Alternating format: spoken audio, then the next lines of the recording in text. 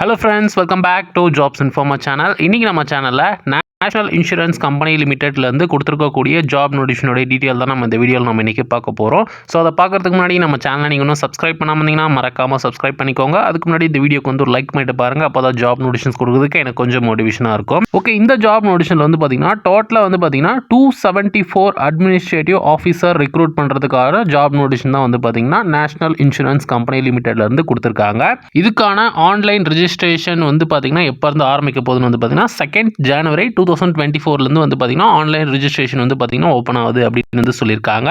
அதே மாதிரி last date to online registration வந்து பார்த்தீங்கன்னா 22nd January 2024 வரைக்கும் தான் வந்து பார்த்தீங்கன்னா last date for online registration வந்து சொல்லியிருக்காங்க. அதே மாதிரி வந்து பார்த்தீங்கன்னா டேட் ஆஃப் ஆன்லைன் எக்ஸாமினேஷன்ஸ் வந்து பார்த்தீங்கன்னா டு பி நோட்டிஃபைட் லேட்டர்னு வந்து சொல்லியிருக்காங்க. ஸோ எக்ஸாமினேஷன் டேட் வந்து பார்த்தீங்கன்னா நாங்கள் லேட்டாக வந்து சொல்லுவோம் அப்படின்னு வந்து சொல்லியிருக்காங்க.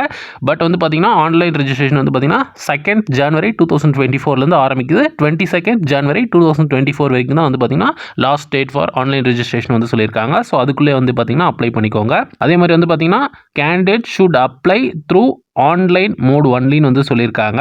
ஸோ ஆன்லைனில் மட்டும்தான் இப்போ வந்து அப்ளை பண்ண முடியும் அப்படின்ற மாதிரி தான் வந்து சொல்லியிருக்காங்க. ஸோ என்னென்ன ரோலுக்கான ஜாப் வேகன்சி வந்து கொடுத்துருக்காங்கன்றது ஃபஸ்ட்டு பார்த்தலாம். டோட்டலாக வந்து பார்த்தீங்கன்னா 274 அட்மினிஸ்ட்ரேட்டிவ் ஆஃபீஸர்ஸ்னு வந்து சொல்லியிருக்காங்க. ஸோ அந்த 274ல் என்னென்ன கேட்டகிரியில் வந்து பார்த்தீங்கன்னா கொடுத்துருக்காங்கன்றத நம்ம ஃபஸ்ட்டு பார்த்துக்கலாம். இதில் ஃபஸ்ட் ரோல் என்னென்னு பார்த்தீங்கன்னா டாக்டர்ஸ்னு வந்து சொல்லியிருக்காங்க. இதுக்கு டோட்டல் நம்பர் ஆஃப் வேகன்சிஸ் வந்து பார்த்தீங்கன்னா 28 வேகன்சிஸ் வந்து இருக்குது அப்படின்னு வந்து சொல்லியிருக்காங்க.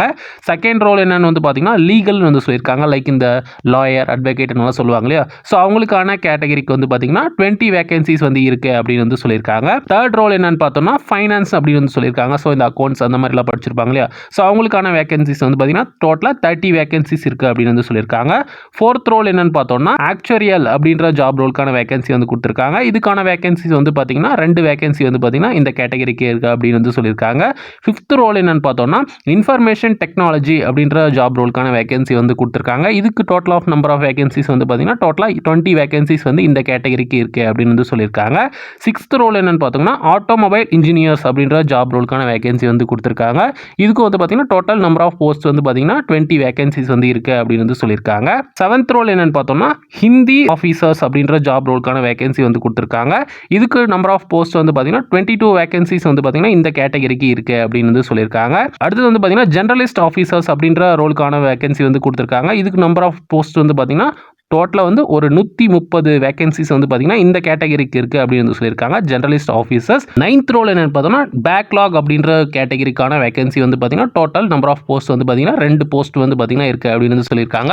So total number of vacancies வந்து பார்த்தீங்கன்னா 274 வேகன்சிஸ் வந்து இருக்குது அப்படின்னு சொல்லியிருக்காங்க. ஸோ கேட்டகரி வைஸாக ஃபுல்லாக பார்த்துட்டோம். அதே மாதிரி கேட்டகரி வைஸாக வந்து பார்த்தீங்கன்னா கொடுத்துருக்காங்க. லைக் யூஆருக்கு இத்தனை vacancy, OBC, SC, ST, EWS, PWBD அதுக்குன்னு வந்து பார்த்தீங்கன்னா தனித்தனியாக வந்து கொடுத்துருக்காங்க. ஸோ இது ஃபுல்லாக நீங்கள் நோட் பண்ணிக்கோங்க.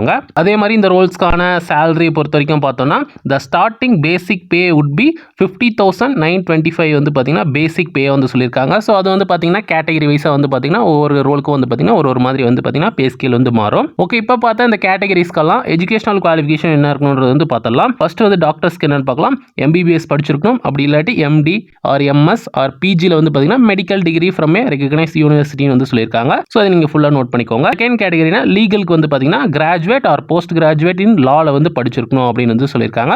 From a recognise university with at least 60% மார்க்ஸ்னு வந்து சொல்லியிருக்காங்க. தேர்ட் ரோலுக்கான ஃபைனான்ஸ்க்கு வந்து பார்த்தீங்கன்னா சார்ட்டர்ட் அக்கௌண்டன்ட் ஆர் வந்து பார்த்தீங்கன்னா காஸ்ட் அக்கௌண்டன்ட் ஆர் வந்து பிகாம் ஆர் எம்காம் வந்து படிச்சிருக்கணும் அப்படின்னு வந்து சொல்லியிருக்காங்க. அதே மாதிரி வித் அட்லீஸ்ட் 60% மார்க்ஸ் வந்து, அதாவது எல்லா கேட்டகரிக்கும் வந்து பார்த்தீங்கன்னா with at least 60% marks from a recognised யூனிவர்சிட்டியில் வந்து படிச்சிருக்கணும் அப்படின்னு வந்து சொல்லியிருக்காங்க. ஸோ இது எல்லா கேட்டகரிக்கும் வந்து பார்த்தீங்கன்னா சேமாக வருது, வித் அட்லீஸ்ட் 60% மார்க்ஸ். அதே மாதிரி எஸ்சி எஸ்டிக்கு வந்து பார்த்தீங்கன்னா அட்லீஸ்ட் இருக்கணும் அப்படின்னு வந்து எல்லா கேட்டகரிக்கும் வந்து பார்த்தீங்கன்னா அவங்க காமனாக கொடுத்துருக்காங்க. அது நீங்கள் செப்பரேட்டாக நோட் பண்ணிக்கோங்க. ஃபோர்த்து கேட்டகரியான ஆக்சுவரியலுக்கு வந்து பார்த்தீங்கன்னா bachelor or master degree in statics or mathematics or actual science or any other quantitative டிசிப்ளின்ஸில் வந்து படிச்சிருக்கணும் அப்படின்னு வந்து சொல்லியிருக்காங்க.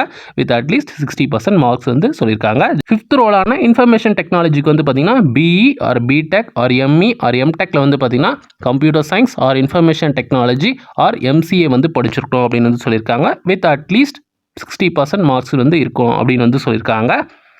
சிக்ஸ்த் ரோலான ஆட்டோமொபைல் இன்ஜினியரிங் வந்து பார்த்தீங்கன்னா பிஇ பிடெக் எம்இ எம்டெக்கில் வந்து பார்த்தீங்கன்னா ஆட்டோமொபைல் இன்ஜினியரிங் வந்து படிச்சிருக்கணும் அப்படின்னு வந்து சொல்லியிருக்காங்க. வித் அட்லீஸ்ட் 60% மார்க்ஸ் இருக்கணும் அப்படின்னு வந்து சொல்லியிருக்காங்க. செவன்த் ரோலான ஜென்ரலிஸ்ட் ஆஃபீஸர்ஸ்க்கு வந்து பார்த்தீங்கன்னா graduate or post graduate in any ஸ்ட்ரீம்னு வந்து சொல்லியிருக்காங்க. ஸோ நீங்கள் கிராஜுவேட்டில் நீங்கள் என்ன ஸ்பெஷலைசேஷனில் படிச்சிருந்தாலே ஓகே தான், இந்த ரோலுக்கு நீங்கள் அப்ளை பண்ணலாம். From a recognised university with at least 60% marks இருக்கணும் அப்படின்னு வந்து சொல்லியிருக்காங்க. எய்த் ரோலான ஹிந்தி ஆஃபீஸர்ஸ்க்கு வந்து பார்த்தீங்கன்னா master degree from a recognised university in Hindi with English as a compulsory or elective subject or as the medium of examination at the degree level with 60% marks அப்படின்னு வந்து சொல்லியிருக்காங்க. ஃபார் SC ST மார்க்ஸ் இருக்கணும் அப்படின்னு வந்து சொல்லியிருக்காங்க. இந்த கேட்டகரிக்கு வந்து பார்த்தீங்கன்னா 2 லாங்குவேஜ் கண்டிப்பாக தெரிஞ்சிருக்கணும். ஒன்று வந்து பார்த்தீங்கன்னா ஹிந்தியும் தெரிஞ்சிருக்கணும், இங்கிலீஷும் வந்து பார்த்தீங்கன்னா கம்பல்சரியாக தெரிஞ்சிருக்கணுன்றது வந்து பார்த்தீங்கன்னா அவங்க கிளியராக கொடுத்துருக்காங்க. அதாவது எழுதவும் தெரிஞ்சிருக்கணும், படிக்கவும் தெரிஞ்சிருக்கணும், பேசவும் தெரிஞ்சிருக்கணுன்றது வந்து பார்த்தீங்கன்னா கிளியராக அவங்க கொடுத்துருக்காங்க. ஸோ இது ஃபுல்லாக நீங்கள் நோட் பண்ணிக்கோங்க. ஏஜ் லிமிட் பொறுத்த வரைக்கும் என்ன இருக்கணும்னு வந்து பார்த்தீங்கன்னா மினிமம் 21 இயர்ஸ் வந்து பார்த்தீங்கன்னா கம்ப்ளீட்டட் ஆயிருக்கணும் அப்படின்னு வந்து சொல்லியிருக்காங்க. மேக்ஸிமம் வந்து பார்த்தீங்கன்னா 30 இயர்ஸ் வரைக்கும் இருக்கணும் அப்படின்னு வந்து சொல்லியிருக்காங்க. ஏஜ் ரிலாக்ஸேஷன் வந்து பார்த்தீங்கன்னா கேட்டகரி வைஸாக வந்து கொடுத்துருக்காங்க. ஏஜ் ரிலாக்ஸேஷன் பொறுத்த வரைக்கும் பார்த்தோன்னா SC STக்கு வந்து பார்த்தீங்கன்னா 5 இயர்ஸும், அதே மாதிரி வந்து பார்த்தீங்கன்னா OBCக்கு 3 இயர்ஸும், person with bench mark disabilities இருக்கிறவங்களுக்கு வந்து பார்த்தீங்கன்னா 10 இயர்ஸும், ex service man commissioned officers அந்த கேட்டகரியில் இருக்கிறவங்களுக்கு வந்து பார்த்தீங்கன்னா 5 இயர்ஸ் ஏஜ் ரிலாக்ஸேஷன் வந்து கொடுத்துருக்காங்க. இதுக்கான செலெக்ஷன் ப்ரொசீஜர் எப்படி இருக்கணுன்றது வந்து பார்த்தீங்கன்னா சொல்லியிருக்காங்க. Applicable for all application other then Hindi ஆஃபீஸர்ஸ்னு வந்து சொல்லியிருக்காங்க. அதாவது ஹிந்தி ஆஃபீஸர்ஸ் தவிர மற்றவங்க எல்லாருக்குமே வந்து பார்த்தீங்கன்னா எந்த மாதிரி எக்ஸாமினேஷன் நடக்கும்னா பேஸ் 1 பேஸ் 2 2 எக்ஸாம் வந்து நடக்கும் அப்படின்னு வந்து சொல்லியிருக்காங்க. பேஸ் வந்து பார்த்தீங்கன்னா preliminary examination of online, main examination online அப்படின்னு வந்து 2 கேட்டகரியில் நடக்கும் அப்படின்னு வந்து சொல்லியிருக்காங்க. ஃபர்ஸ்ட் எக்ஸாமினேஷனான பேஸ் 1 சொல்கிற ப்ரிலிமினரி எக்ஸாமினேஷன் வந்து பார்த்தீங்கன்னா என்னென்ன நடக்கும்னு வந்து பார்த்தீங்கன்னா English language, reasoning ability, quantitative ஆப்டிடியூட்னு சொல்லி வந்து பார்த்தீங்கன்னா 3 டெஸ்ட் வந்து நடக்கும் அப்படின்னு வந்து சொல்லியிருக்காங்க. இதுக்கான மேக்ஸிமம் மார்க்ஸ் வந்து பார்த்தீங்கன்னா இங்கிலீஷ் லாங்குவேஜுக்கு 30யும், ரீசனிங் எபிலிட்டிக்கு வந்து பார்த்தீங்கன்னா 35யும், குவான்டிடேட்டிவ் ஆப்டிடியூடுக்கு வந்து பார்த்தீங்கன்னா 35யும், டோட்டலாக வந்து 100 மார்க்ஸ் வந்து பார்த்தீங்கன்னா இந்த டெஸ்ட் வந்து நடக்கும் அப்படின்னு வந்து சொல்லியிருக்காங்க.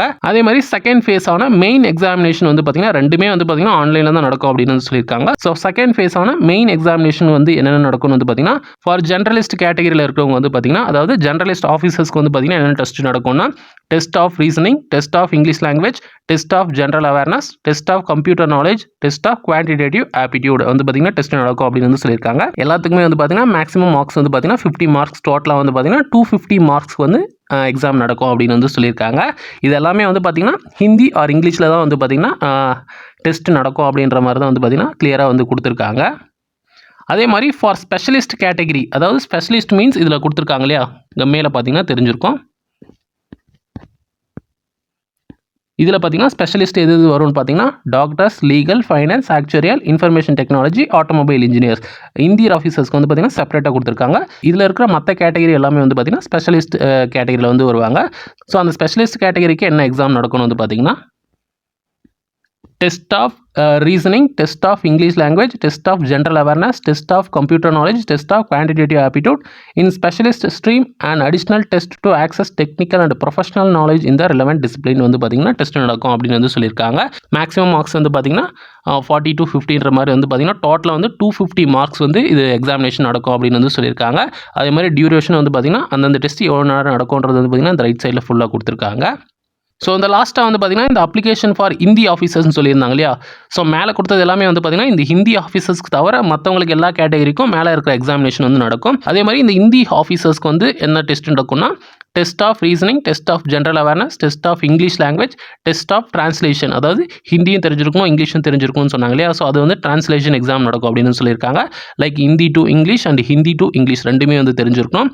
அதே மாதிரி test of Hindi and English grammar, vocabulary and knowledge of act rules regarding official language implementation, test of Hindi language essay comprehensions and letter writing வந்து பார்த்தீங்கன்னா இந்த டெஸ்ட்டால் நடக்கும் அப்படின்னு வந்து சொல்லியிருக்காங்க. டோட்டலாக வந்து பார்த்தீங்கன்னா 250 மார்க்ஸ் வந்து பார்த்தீங்கன்னா இந்த எக்ஸாம் நடக்கும் அப்படின்னு வந்து சொல்லியிருக்காங்க. இது வந்து பார்த்தீங்கன்னா அந்த ஹிந்தி ஆஃபீஸர்ஸ் கேட்டகரிக்கான டெஸ்ட் இது. அதே மாதிரி வந்து பார்த்தீங்கன்னா candidates will be short listed for interview on the basis of overall marks scored in the online examination after evaluation as above அப்படின்னு வந்து சொல்லியிருக்காங்க இல்லையா.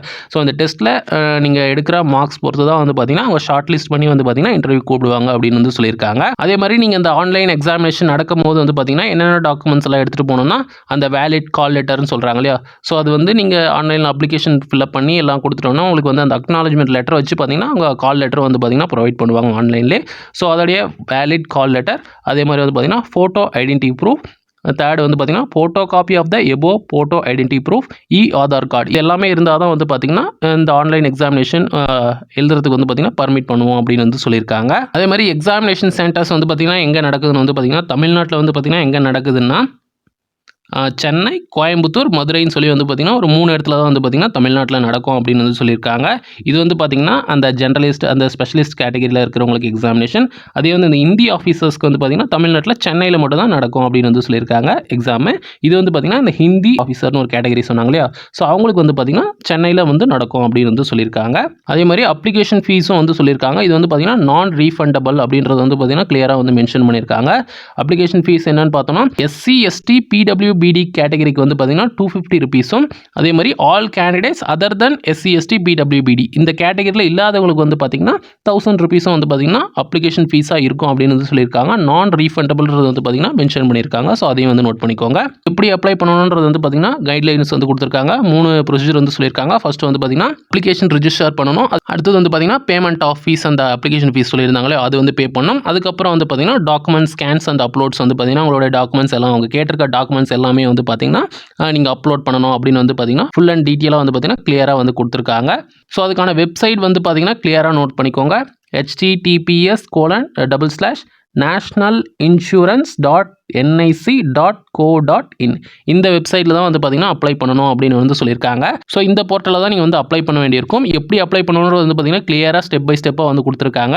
உங்களால் முடிஞ்சால் நீங்கள் வந்து நீங்களே வந்து அப்ளை பண்ண முடியும். என்னால் வந்து இந்த ஃபீஸ் எல்லாமே வந்து என்னாலே வந்து கரெக்டாக பே பண்ண முடியும். அந்த அப்ளிகேஷன் எல்லாமே என்னால் ஸ்கேன் பண்ணி என்னாலே அப்லோட் பண்ண முடியும்னா நீங்கள் வந்து கிளியராக நீங்கள் கொடுத்துக்கலாம். அட் த சேம் டைம் இப்போ பார்த்துட்டு இருக்க இந்த நோட்டிஃபிகேஷனுடைய லிங்க் வந்து பார்த்தீங்கன்னா இந்த வீடியோட டிஸ்கிரிப்ஷனில் கொடுக்குறேன். நீங்கள் எதுக்கும் டைம் வந்து பார்த்தீங்கன்னா ஃபுல்லாக ஒரு வாட்டி நோட் பண்ணிக்கோங்க. உங்களால் வந்து அப்ளை பண்ண முடியலனாலோ இல்லை எனக்கு எப்படி அப்ளை பண்ணுறதுன்னு தெரியலனாலோ ஜஸ்ட் வந்து நீங்கள் ஏதாச்சும் ஒரு இ-சேவை மையமோ இல்லை வந்து ப்ரௌசிங் சென்டரில் வந்து பார்த்தீங்கன்னா இந்த நோட்டிஃபிகேஷன் நீங்கள் எடுத்துகிட்டு போய் காமிச்சிங்கனாலே அவங்க வந்து அப்ளை பண்ணுவாங்க. ஏன்னா வந்து பார்த்தீங்கன்னா நம்மளால் இந்த டாக்குமெண்ட்ஸ் எல்லாம் ஸ்கேன் பண்ணி வந்து பார்த்தீங்கன்னா மொபைல்லே வந்து பார்த்தீங்கன்னா ஃபுல்லாக வந்து நம்மளால் அப்லோட் பண்ண முடியாது. ஸோ அதனால் வந்து ஏதாச்சும் ஒரு இ-சேவை மையத்திலையோ இல்லை வந்து ப்ரௌசிங் சென்டர்லையோ நீங்கள் கொடுத்தீங்கன்னா அது வந்து பார்த்தீங்கன்னா ஈஸியாக இருக்கும். ஏன்னா வந்து பார்த்தீங்கன்னா அந்த அப்ளிகேஷன் ஃபீஸ் எல்லாம் வந்து பார்த்தீங்கன்னா ஆன்லைனில் தான் பேமெண்ட் பண்ண வேண்டியிருக்கு. ஸோ அதெல்லாம் வந்து பார்த்தீங்கன்னா சில பேரால் பண்ண முடியும், சில பேரால் பண்ண முடியாது. அந்த மாதிரி முடியாத இருக்கவங்க வந்து பார்த்தீங்கன்னா இந்த நோட்டிஃபிகேஷன் எடுத்துகிட்டு போய் நீங்கள் ப்ரௌசிங் சென்டரில் கொடுங்க. கண்டிப்பாக அவங்க வந்து பார்த்தீங்கன்னா அப்ளை பண்ணி தருவாங்க.